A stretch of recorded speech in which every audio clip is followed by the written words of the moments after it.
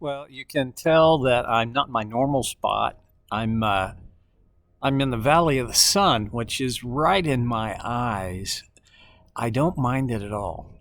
I kind of like the sunshine. We're here in the Phoenix area with dear friends of ours, Danny and Anita Hinkle. And actually, we came down to celebrate my 10th Lazarus anniversary or birthday 10 years ago on January 10th. I had a fatal heart attack, and God was really good to me. And I was revived 3 or 4 times, and so I'm here today. Celebrated that and gave thanks to God for Danny is the one who saved my life. If he hadn't been with me, if God intended for me to be around, I would have had to have been around someone else who would know what to do. And uh, so I take that as one of the very first miracles in my whole sequence of events. If you'd like to, I don't know, if the story seems interesting to you, you can go to, I have a blog. If you type in to your search engine, homework with Steve Thomas, you can you can pick it up there. I wrote about it there. But anyway, we're in First John. We're in chapter 3, and we talked about verse 4. Everyone who sins breaks the law. In fact, sin is lawlessness. And talked a little bit about the fact that sin doesn't get talked about very much. It's not a. I don't want to be too flippant, but it's just not cool to talk about sin. Churches who talk about sin seem narrow-minded and they seem legalistic. And well, here's one of the deals. Life doesn't conform to what you want it to be. You have to figure out how to arrange your life so that you can respond to life as it actually is. And here's one aspect of life as it actually is. There is such a thing as sin. Sin, John writes, simple definition. Sin is lawlessness. Well, it'd be easy to get political and talk about all the kinds of things I don't like, right? The lawless behaviors and so forth. Well, I'm just going to let that stand and move on to verse 5 because that's the disease. Now, verse 5 is the cure. But you know that he appeared so that he might take away our sin, and in him is no sin. We cover this a little bit. You see, the reason that Jesus could come and take away our sin is because he had no sin. We get, I think, because we're raised in it, and it's not a bad thing, but we sometimes take for granted this truth. Only a sinless individual could atone for a sinful world.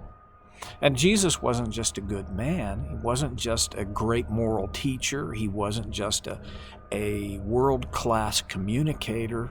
He wasn't just a figurehead of compassion and mercy and love. He was God in the flesh. C.S. Lewis talked about him a lot, and I have no regrets and I make no apologies. Lewis said you have 3 choices about Jesus. Either he was the Lord, or he was a lunatic, in Lewis's words, on the same level as the one who thinks he's a poached egg, or just an out-and-out liar. Lord, lunatic, liar. There are no other options.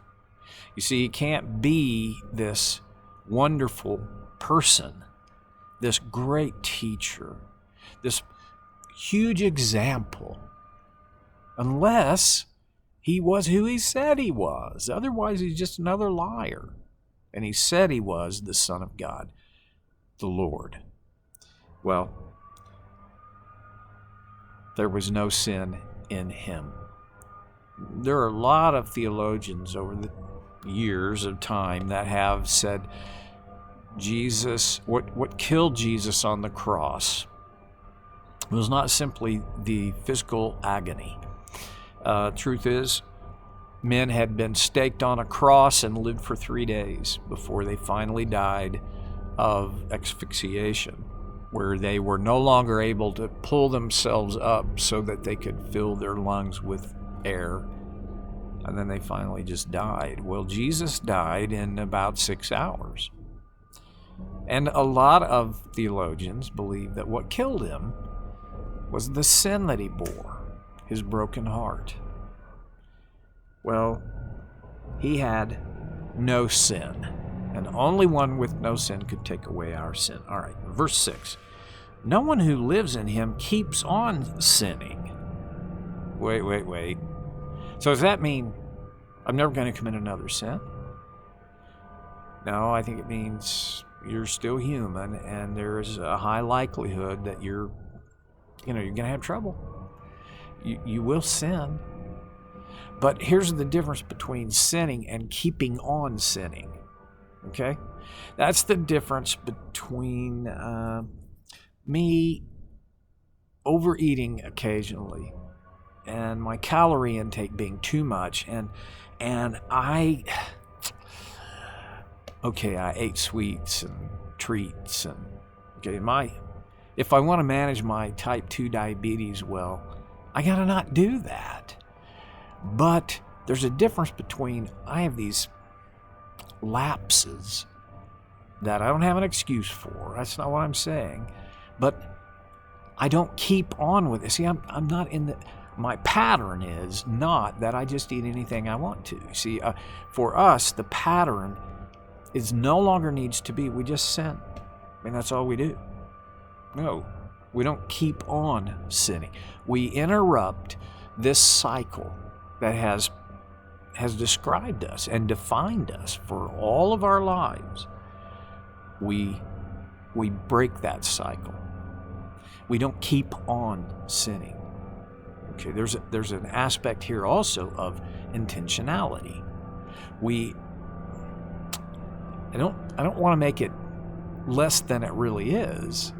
On the other hand, I don't want to make it more than it really is. But there is a difference between me having a lapse and intentionally setting out to keep on sinning. Okay. No one who continues to sin has either seen him or known him. You see, if you continue in this lifestyle, by your initiative, by your intention, you keep on sinning. You keep on, part of it is you keep on giving yourself permission to just keep on doing all the things you've been doing. Well, that's a pretty strong signal that you've neither seen him or known him. But once you have seen him, and once you have known him, you want what he wants. And he wants us to break the cycle of this thing of keeping on. He wants us to interrupt that and break it. Well, I'm going to quit there because there's just so much more talk about how do you break that cycle. How do I not keep on in this mode and lifestyle of my, we'll talk about it next time. I hope I get to connect with you again on Soul Care with Stevie Boy.